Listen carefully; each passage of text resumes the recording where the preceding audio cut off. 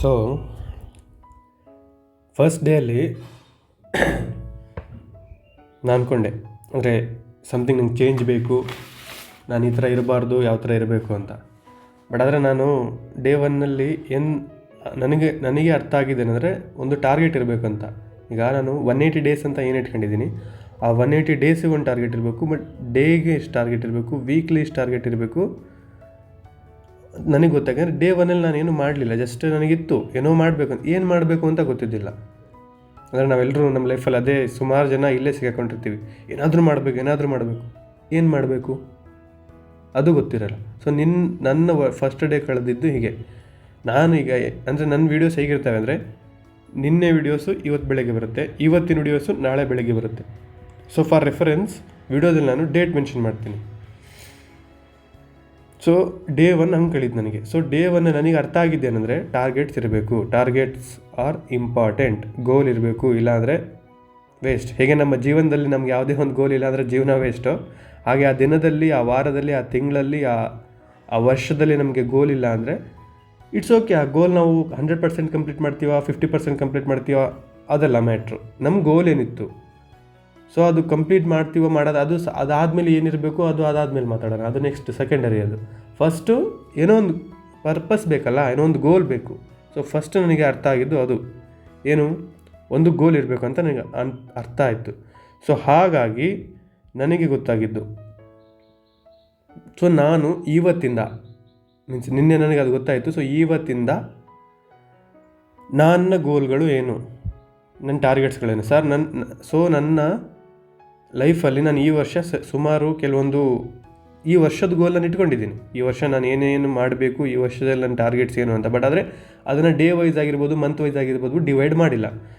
So ಅದಕ್ಕೆ ನಾನು ಈ ವರ್ಷ ಅಂದರೆ ನೀವು ಫಿಸಿಕಲಿ ಫಿಟ್ ಆಗಬೇಕು, ಎಮೋಷ್ನಲಿ ಫಿಟ್ ಆಗಬೇಕು, ಎಮೋಷ್ನಲಿ ಬ್ಯಾಲೆನ್ಸ್ಡ್ ಆಗಿರಬೇಕು, ಮೆಂಟಲಿ ಕೂಡ ಬ್ಯಾಲೆನ್ಸ್ಡ್ ಆಗಿರಬೇಕು. ಸೊ ಫಿಸಿಕಲ್ ಫಿಟ್ಟಿಗೆ ನಾನು ತಗೊಂಡಿರೋದು ಏನೇನು ಟಾರ್ಗೆಟ್ಸ್ ಅಂದರೆ, ಮಾರ್ನಿಂಗಲ್ಲಿ ಡೈಲಿ ಮಾರ್ನಿಂಗಲ್ಲಿ 30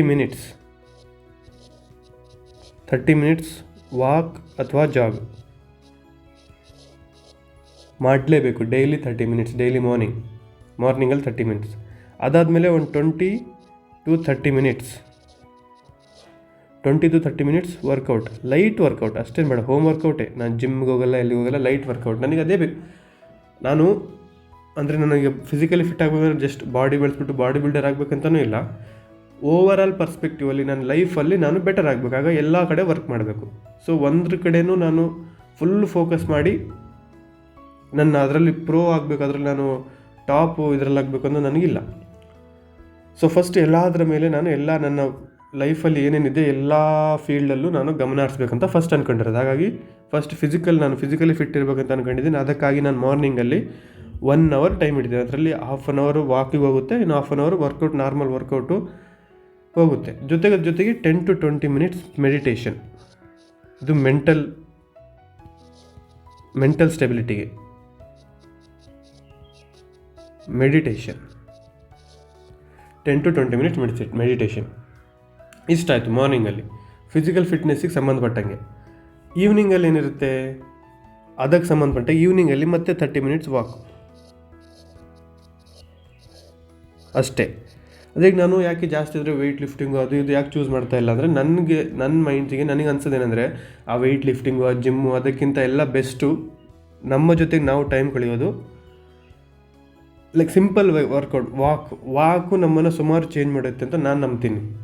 ಜಿಮ್ಮಿಗೆ ಹೋಗೋಕ್ಕಾಗಲ್ಲ ಅಂತಲ್ಲ, ಜಿಮ್ಮಿಗೆ ಹೋಗೋಕೆ ಟೈಮ್ ಇಲ್ಲ ಅಂತಲ್ಲ, ದುಡ್ಡು ಅವೆಲ್ಲ ಸೆಕೆಂಡರಿ. ಫಸ್ಟ್ ವಾಕಿಂಗು, ಜಾಗ. ಇನ್ನೊಂದು ಅದರಿಂದ ಸೈಡ್ ಎಫೆಕ್ಟ್ಸು ಸುಮಾರಿದ್ದಾವೆ. ಹಾಗೆ ನನ್ನ ಮೈಂಡ್ಸೆಟ್ ಪ್ರಕಾರ, ನನಗೆ ತಿಳಿದಿರೋ ಪ್ರಕಾರ. ಹಾಗಾಗಿ ನಾನು ಫಸ್ಟ್ ಚೂಸ್ ಮಾಡ್ಕೊಂಡಿರೋದು only walk, basic home workouts ಅಷ್ಟೇ. Morning 30 minutes walk, evening 30 minutes walk ಅಥವಾ ಜಾಗು. ಹಾಗೆ ಮಾರ್ನಿಂಗಲ್ಲಿ ಒಂದು 30 ಮಿನಿಟ್ಸು, ಈವ್ನಿಂಗಲ್ಲಿ ಒಂದು 20 minutes simple workout, home workout. ಇಷ್ಟ ಆಯಿತು. ಇವಾಗ ಎಮೋಷ್ನಲಿಗೆ ಏನು ಮಾಡ್ತೀನಿ, ಮಾರ್ನಿಂಗ್ ಒಂದು 10-20 ಮಿನಿಟ್ಸ್ ಮೆಡಿಟೇಷನ್, ಈವ್ನಿಂಗ್ ಒಂದು 10 to 20 ಮಿನಿಟ್ಸ್ ಮೆಡಿಟೇಷನ್. ಸೊ ಈಗ ನನಗೆ ಯಾಕಂದರೆ ನಾನು ರೆಡಿಯಾಗಿ ಅಂದರೆ ಎಲ್ಲದಕ್ಕೂ ರೆಡಿಯಾಗಿ ಈ ಜರ್ನಿಲಿ ಇಳಿದಿಲ್ಲ. ನಾನು ಈ ಜರ್ನಿಲಿ ಇಳಿದ ಮೇಲೂ ಎಲ್ಲದೂ ಒಂದೊಂದು ತಿಳ್ಕೊತಾ ಇದ್ದೀನಿ. ಸೊ ನಿನ್ನೆ ನಾನು ಹೇಳಿದೆ ನಿನ್ನೊಂದು ಏನು ಟಾರ್ಗೆಟ್ಸ್ ಇಲ್ಲ, ಬಟ್ ನನಗೆ ನಿನ್ನೆ ಗೊತ್ತಾಗಿದ್ದು ಇದು ಟಾರ್ಗೆಟ್ಸ್ ಇರಬೇಕು ಮನುಷ್ಯನಿಗೆ ಅಂತೇಳಿ. ನಿನ್ನೆ ನಾನು ಏನು ಟಾರ್ಗೆಟ್ ಇಲ್ದಂಗೆ ಬಂದಿದ್ದೆ.